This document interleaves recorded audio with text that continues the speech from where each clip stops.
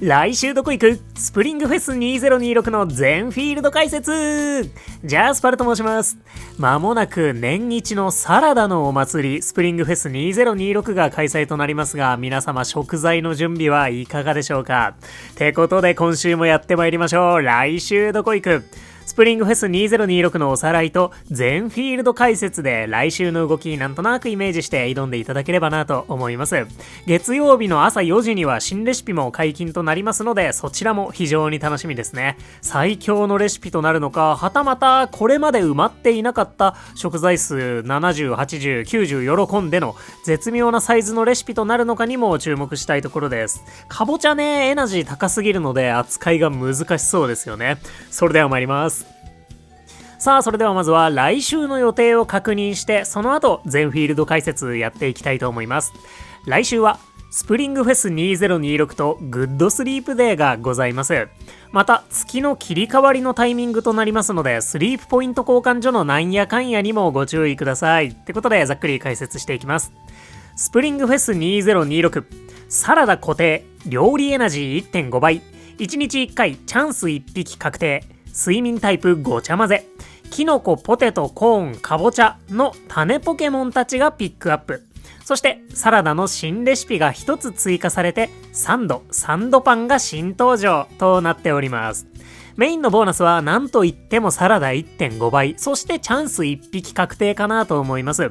ポケモンスリープかなりの準備ゲーでありますので、そもそも料理固定がエナジーに与える影響ってめちゃくちゃ大きいんですよね。食材バッグをまるっと大きなエナジーに変換できるみたいなイメージです。その上で料理エナジー 1.5 倍ってことで、1年の中でも最もエナジーが稼げる1週間の一つであることは間違いないのかなと思います。これを活かしてマスター20狙いをするもよし、新レシピのレシピレベル上げをするもよし、週の後半ではグッドスリープデーも重なるので、まだ見ぬ寝顔をハントしに行くもよしってことで、非常にお祭り感のあるキャンペーンとなっているかなと思います。このサラダ 1.5 倍に加えてチャンス1匹確定の効果もありますので、特にキノコ、ポテト、コーン、かぼちゃのポケモンをゲットするのにも有効なキャンペーンとなるでしょう。6月にはラティオスリサーチが控えており、おそらく来月末とかにはラティオス前のチャンスウィーク、スキルピックウィーク的なやつが来るんじゃないかなと思うので、ちょっとね、今月来月ポケサブレの出費がなかなかすごいことになりそうだなと思っています。私はしばらく節約生活になりそうです。まあそんなわけで、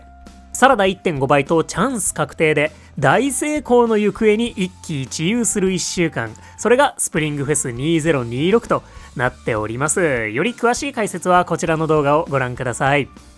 さあ、そして来週はグッドスリープデーもございます。5月1日から3日まで金土日でグッドスリープデーが被るという眠気パワーがもうすんごいことになりそうなタイミングとなっております。なお今回はまだミュウの登場はありません。ボーナスは相変わらず眠気パワーのボーナス、スリープポイントのボーナスとピッピ族のピックアップがありまして、睡眠タイプごちゃ混ぜなのでこれを拒否する方法はありませんね。シアン EX に向けた P 厳選のタイミングと割り切ってしまいましょう。そして未発見寝顔の出現確率アップもございます。私調べではあるんですけれども、どうやらアンバー御三家未だに最終枠に入っておりませんので、3度実装のタイミングでいよいよということも考えられるんですが、アンバーだと週末にボーマンダの星3寝顔とかフライゴンの星3寝顔とか、今までなかなか見られなかった方はめちゃデカポケモンが見られるかもしれませんね。私も祈っておきたいなと思います。そしてスリープポイントのボーナスなんですが、なんと来月5月はですね、1ヶ月の間に2度グッドスリープデーが訪れるというなかなかレアなタイミングとなっております。ですが、例えばラティオスリサーチに向けたマスターサブレの交換なんかは月に1つしか交換できませんので、うまいことなんやかんやよろしくお願いいたします。そんなスリープポイント交換所、5月1日金曜日午前9時に切り替わってしまいますので、今月にやり残したことがないようにご注意ください。そんな感じで来週はスプリングフェス2026とグッドスリープデーがございまして、スリープポイント交換所の切り替わりのタイミングでもあります。ボーナスシンプルなんですが盛りだくさんですね。楽しんでいきましょう。OK、それではここからはスプリングフェス2026の全フィールド解説やっていきたいと思います。スプリングフェスは自分で好きなフィールドを選んで訪れるタイプのキャンペーンですので、もう大体の行き先は皆さん決まってるかなと思うんですが、厳選したいポケモンは出現するのか、グッドスリープデーのボーナスがうまく使えるのか、そのあたりにも注目して考えてみてください。ということで、例によって若草本島から順番に参りましょう。まずは若草本島。若草の注目ポイント、メリットは3度が出現する、ピックアップのポケモンが多い、マスター18や20狙いに有効。デメリットは木の実ガチャがある、眠気パワーが消失しやすい。こんな感じかなと思います。若草に出現しないピックアップのポケモンは達兵衛とぬいこぐまです。この2匹は特定フィールド限定のポケモンなんですが、それ以外のピックアップは全て出現します。ってことで、まずは若草のメリットから。若草3度たちが出現しますので、この機会にしっかり狙ってみるっていうのもおすすめかなと思います。私はね、一旦3度の食材をコーン、かぼちゃ、きのこなんじゃないかと予想しております。こんな感じでね、イメージしてます。これはかなり願望込みなんですけれども、実際どうなるでしょうかね。そして3度以外にも達兵衛、ぬいこぐま以外のピックアップが登場しますので、チャンス1匹確定を生かしたキノコ、ポテト、コーン、かぼちゃの厳選にも有効に働きそうです。特にコーンは現在のアンバー料理環境でもかなりの存在感を放つ料理となっており、始めたての方でも後々結構しっかり活躍しそうなことが予想されます。もし3度がコーンのポケモンだった場合、ぜひこの機会に狙ってみてはいかがでしょうか。今後の料理環境についてはこちらの動画でお話ししているので、よろしければこちらの動画もご覧ください。料理環境の変遷がざっくりわかるような動画となっています。3度を1点狙いするのであればトープの方が優秀そうなんですが、実際の食材が何になるのかわからないので、そこは少しギャンブルかなとは思います。そんな厳選面で始めたての方におすすめできるフィールドとなっておりますし、マスター18の若草 EX 解放やマスター20のサブスキルの種の回収などもこの機会がなかなかにおすすめできそうです。今のうちに EX を解放することができれば、例えば今年の12月ホリデーをフィールドボーナスのしっかり上がった若草 EX で迎えることができたりとか、夢のかけらをしっかり集めてラティアス、ラティオスの雨ブーストにかけらを回していったりとか恩恵があるかもしれません。EX に行くデメリットももちろんあるので、そこは要検討となるんですけどね。そしてデメリットのところで書いている木の実ガチャがあるという若草系の難易度の高さに関しても、今回料理でエナジーを稼いでいけるので、ある程度木の実ガチャに左右されずに目標を狙いやすいんじゃないかなと思います。ってことでマスター18や20に行けそうな方は挑戦してみるのもおすすめですね。そしてデメリットなんですが、言うても木の実ガチャがあるので難易度は他のフィールドより高くなるとは思います。そして何より眠気パワーが消失しやすい。ここが若草の一番のデメリットなのかなと思います。詳しくはね、こちらの夢のかけら期待値の解説動画をご覧いただきたいんですが、若草本島って星3ネガオが少ない関係で、体感2億眠気パワーくらいから眠気パワーを使い切れない、いわゆる下振れリサーチになることが頻発するんですよね。今回のキャンペーン、1年の中でも有数のエナジーが稼げる系のキャンペーンであることに加えて、エナジーが盛り込まれた週末にグッドスリープデーが被ってくるってことで、人によってはね、本当に初めて2億、3億、4億、5億とかまで眠気パワー伸びることになるんじゃないかなと思います。そうなった時に、あれ？リサーチこんなもんなんだってなりやすいっていうことは覚えておいてほしいなと思います。もうね、これしょうがないみたいなんですよね。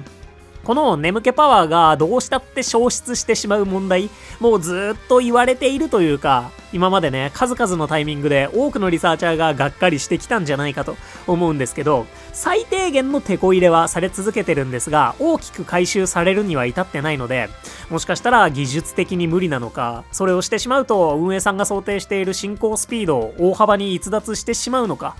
とにかく眠気パワーは消失するもんなんだということで、新しいフィールドになればなるほど緩和されていくんですが、特に若草本島は星3寝顔が少ないっていう特徴によってその傾向がぶっちぎりで顕著なので、ちょっとねそこそこ眠気パワーが稼げそうな方は週末ある程度覚悟しておくとダメージも少なくなるんじゃないかなと思います。人によっては分割睡眠も検討してみてください。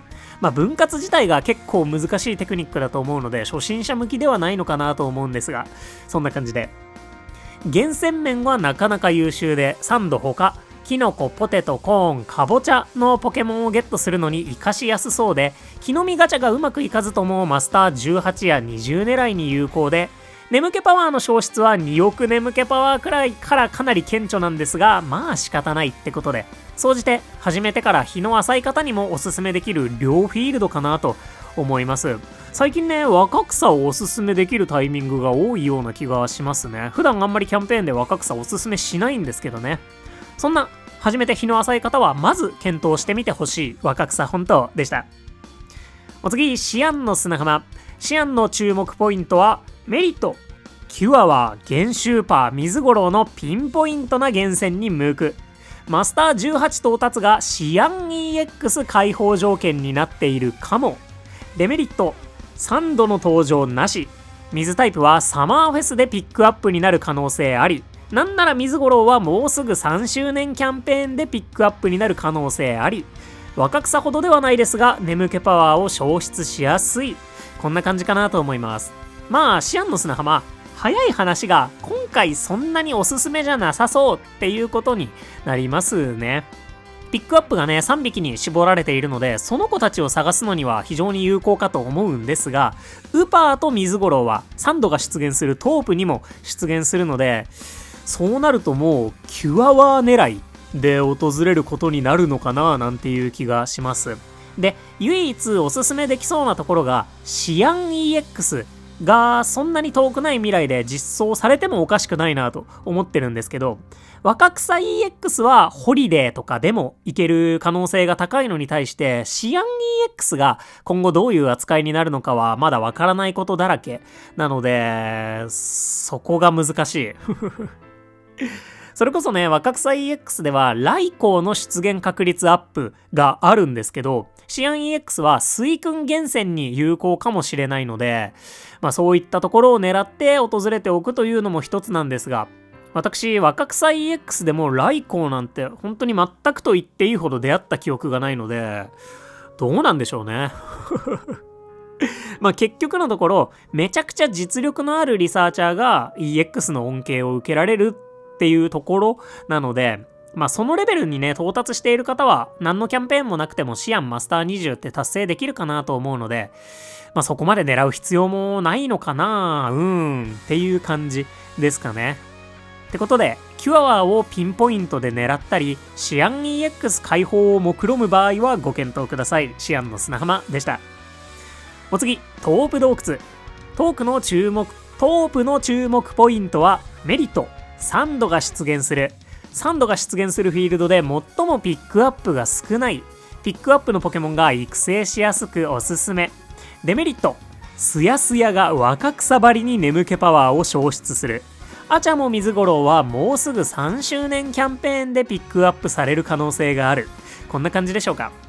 トープは始めたての方で、特にサンドやアチャモ水五郎などの優秀なポケモンを狙う選択肢としておすすめできるフィールドですね。ピックアップがサンドたちとアチャモ、ゲンシューパー、水五郎でかなり絞られていて、サンドも出現する上にアチャモや水五郎たちも非常に優秀で、それなりに育成もしやすいっていうポケモンたちかと思うので、彼らを厳選中の方はトープから検討してみるのがおすすめかと思います。サンドも出現フィールドの中では最もピックアップが絞られているフィールドなので出現しやすいかもしれません。おそらく若草では星3寝顔が出現しないと思われますので、グッドスリープデーもあるのでサンドパンの寝顔集めはトープが得意そうですね。デメリットは特にトープスヤスヤが若草本島と同じくらい眠気パワー消費の下手なフィールドであるっていうのがちょっと気になるところでしょうか。スヤスヤのいわゆる最終枠がウィンディなので若草となんか大差ない感じになっちゃうんですよね。で、ぐっすりのフライゴンは現時点ではまだ最終枠入りしていないっぽいので、サンドたちが実装されたタイミングで頼むから最終枠に入っててほしいなと私は思ってます。あとは、アチャモ水五郎に関しては、3周年フェスの前のキャンペーンで、7月の1週目か2週目ぐらいで、進化後たちと一緒に、法園御三家全員がピックアップされる可能性があるので、そこで厳選のチャンスあるかなと思うんですが、そこはね、進化後もピックアップされそうだなと思うので、今のうちに、アチャモ水五郎をゲットしておいて、そっちのキャンペーンでは飴集めをするとかも有効そうだなと思ったので、別にデメリットっていうわけではないでしょうかね。一応今後機会があるかもよって感じで検討の材料にしてみてください。そんなわけでサンドが何の食材なのかは謎なんですが、アチャモや水五郎と一緒に狙う選択肢としておすすめできるトープ洞窟でした。お次、卯の花雪原。卯の花の注目ポイントはメリット。ミカルゲとアルクジラをピンポイントで探せる。最終枠でマニューラやアローラ球根を探せる可能性がある。デメリット。ミカルゲとアルクジラをピンポイントで探すくらいしかやることなさそうこんな感じかなと思います。さすがにもうちょっといろいろあるんですけどね。普通にマスター20狙いをするのもいいでしょうし、卯の花って他のフィールドと結構違う生態系になっているので、このグッドスリープデーのタイミングで未発見ネガオをがっつり集めに行くっていうのも良さそうかななんて思います。私もルカリオのネガオとか全然埋まってないんですよね。ですが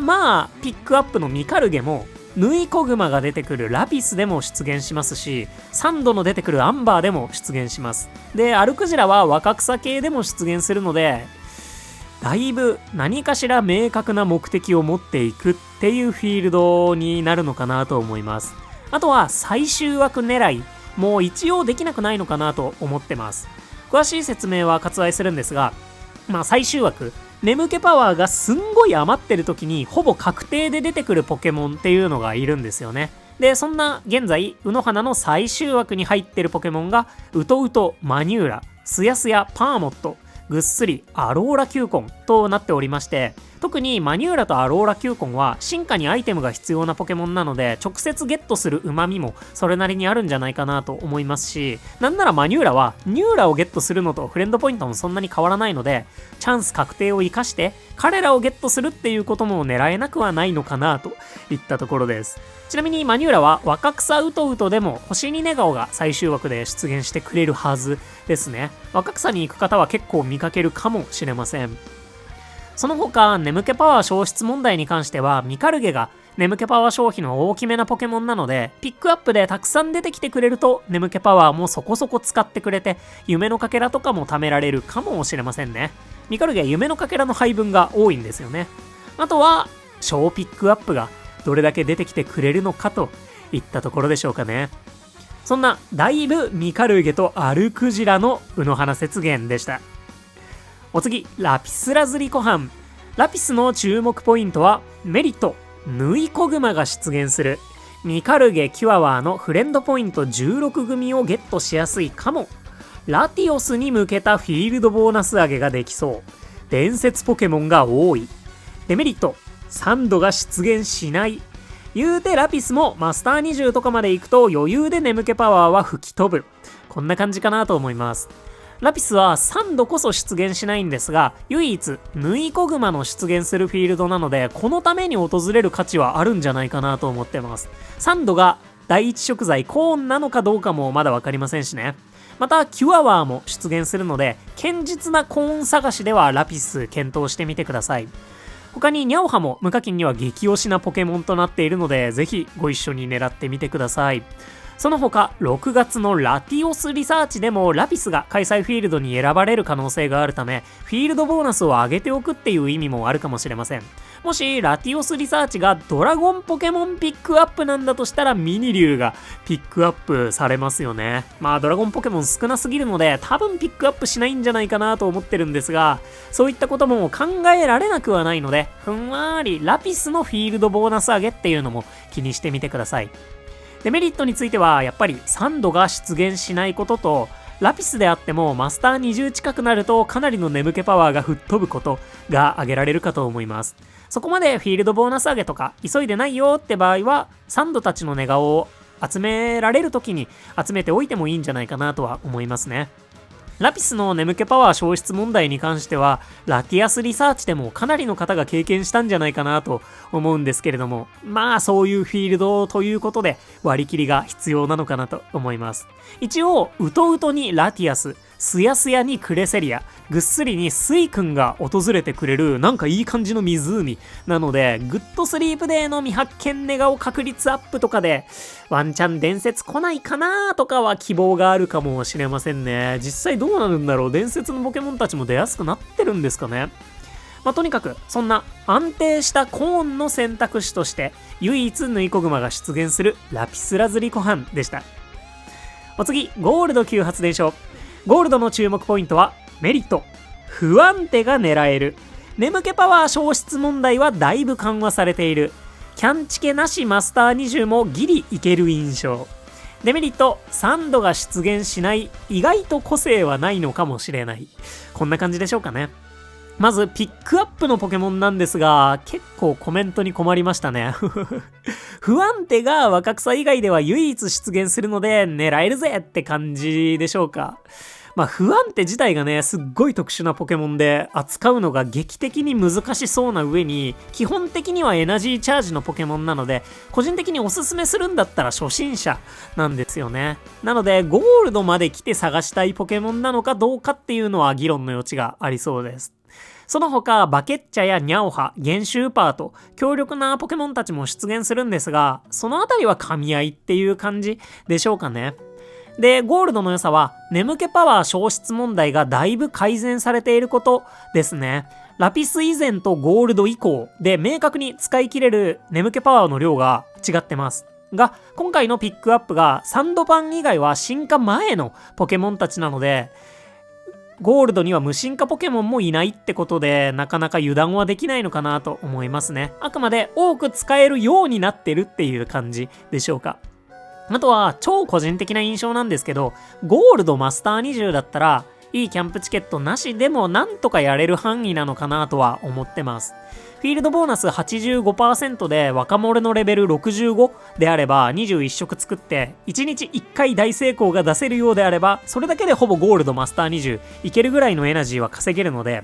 条件が整っている方は結構挑戦できるんじゃないかなと思いますね。コーンのラグラージとかがいたら料理チャンスしながら編成することもできそうですし、結構なんとかなるんじゃないかなと思ってます。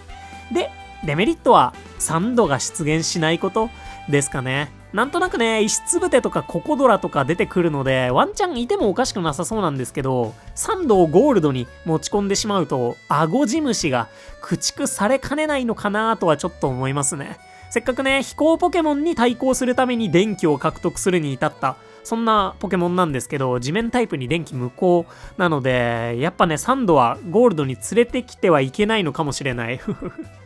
そんな感じで、マスター20チャレンジにはなかなかもってこいなゴールド急発電所でした。お次、アンバー渓谷。アンバーの注目ポイントはメリット、3度が出現する、タツベイが出現する、カボチャ厳選がしやすい、ラティオスリサーチに向けてフィールドボーナスを上げておく価値があるかも。デメリットはマスター20が遠い、アンバー御三家が最終枠入りしているのか謎。こんな感じでしょうかね。今回アンバーは解放したてとかでなければかなりおすすめできるフィールドなんじゃないかと思ってます。ピックアップもサンド、タツベイ、バケッチャ、ミカルゲ、なんならアチャも水五郎と、厳選面かなり育成したいポケモンたちがラインナップされてるんじゃないかなと思います。なのでチャンス1匹確定もしっかり活かすことができそうです。で、もしサンドがカボチャ絡みのポケモンだとしたら、もうカボチャ厳選は最もやりやすいでしょうし、タツベイはアンバー限定のポケモンで、ラティアスとの相性の良さも随一なんですが、ラティオスリサーチでも活躍する可能性がありますし、そこに向けたフィールドボーナス上げとしてアンバーもラティオスリサーチ会場になる可能性があるので、結構優秀な選択肢なんじゃないかなと思います。デメリットとしては、マスター20狙いが普通にめっちゃ難しいことでしょうかね。今回私挑んでみるつもりなんですけど、キャンチケなしだとかなり薄いところを通し続けないとマスター20無理そうだなという感じなので、マジでワンチャンあるかなぐらいだと思います。日曜日に料理大成功3発とか出てくれればいけるかもしれないんですけどね。本当にそこは運頼みですね。あとは眠気パワー消失問題にも関わってくることなんですけど、いわゆるアンバー御三家が動画投稿時点では最終枠入りしてないっぽいんですよね。データ更新以降もまだ入ってないっぽいので、3度実装で入ってくれたらなと思ってるんですけど、どうなるんでしょうか。もうね、実装されてから6ヶ月くらい経ってるんですけどね。多分もうすでに過去一で最終枠入りが遅いポケモンたちになってそうです。で、彼らが最終枠入りしてくれるだけで眠気パワー消失問題はそこそこ改善されることになるかと思いますし、特にスキルが重要ではないフライゴンなんかはぐっすりの最終枠で直接狙うっていうのも悪くないんじゃないかなと思ってます。本当にね、週末にグッドスリープデーもありますし、マジで入っててほしいんですよね。なんで入れてくれないんですかまあそんな感じで、マスター20狙いこそかなりの難易度を誇るんですが、3度も出現しますし、厳選面も優秀。まったり新レシピのレシピレベル上げをしつつ、ラティオスリサーチに備えるだけでもかなり行く価値あるんじゃないかなと思います。そんなおすすめできるアンバー警告でした。最後、若草 EX。EX の注目ポイントは、メリット、3度が出現する。眠気パワー消失問題に最も強い。人によってはマスター20も狙えそう。デメリットは木の実ガチャ。難易度はとにかく高い。ポケモンを狙うのは難しい。こんな感じでしょうか。EX で出現しないピックアップのポケモンはタツベイ、ヌイコグマ、ゲンシュウパーです。それ以外のピックアップのポケモンたちが登場します。EX は眠気パワー消失問題に最も強いフィールドで、どうやら10億眠気パワーくらいまでは割と使い切ってくれるらしいので、スプリングフェスでリサーチ報酬をたくさん集めたい、夢のかけらたくさん集めたいっていう方は選択肢に入るのかなと思います。また、ラティオスリサーチでもおそらく開催フィールドとなることでしょう。さすがに若草系は鉄板なはず。あとはもうとにかく難易度が高いです。今回もちろん木の実ガチャもありますし、 EX ボーナスも3種類ランダムなはずで、いいキャンプチケットなしで挑む場合によっては鍋拡張担当が沈黙してしまい、まともに料理が作れないなんていうことまで想像がつくので、勢いでいけるフィールドではないんじゃないかと思ってます。で、ポケモンの厳選に関してもピックアップのポケモンが多いので、特定のポケモンを狙うのには向いてないんじゃないかなと思います。まあ3度狙いはそれなりにできるんじゃないかなと思います。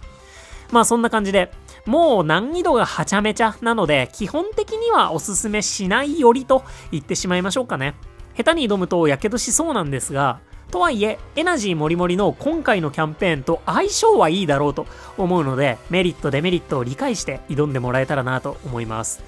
エナジーもりもりになったら来光厳選とかできたりするんでしょうかね。本当に EX まだまだ未知数ですね。そんな難易度は高いけど夢のかけら集めなどメリットもしっかりある若草 EX でした。といった全フィールド解説でした。いかがでしたでしょうか。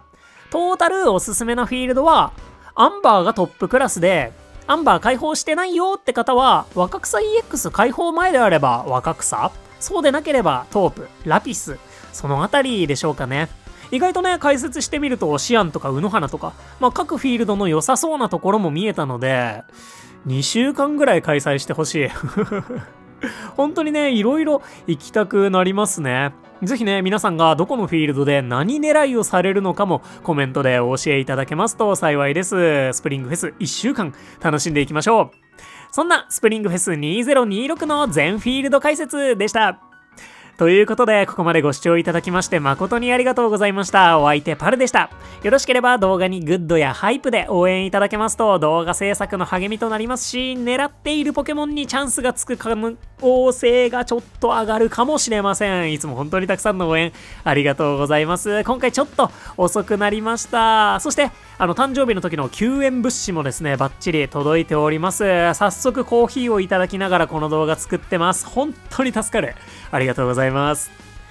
それではね、スプリングフェスも楽しんで、今月のスリープポイント交換所も今のうちになんやかんやしてもらって、ラティオスリサーチに向けていい弾みをつけていきましょう。皆さんが料理大成功しまくることを願っております。来週も元気にいってらっしゃい。またね、バイバーイ。